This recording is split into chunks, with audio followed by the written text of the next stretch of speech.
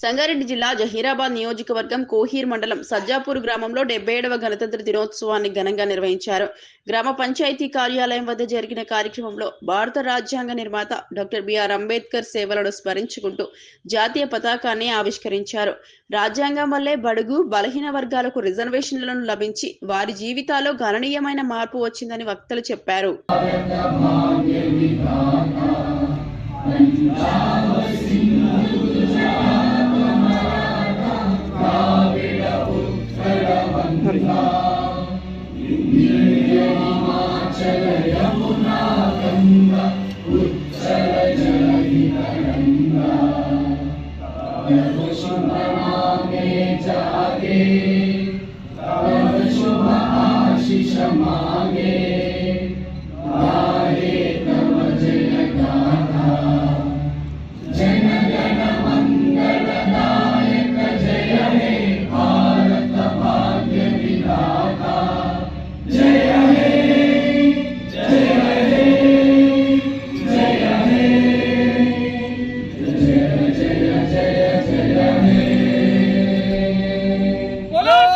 भारत की जय। बोलो स्वतंत्र भारत की जय।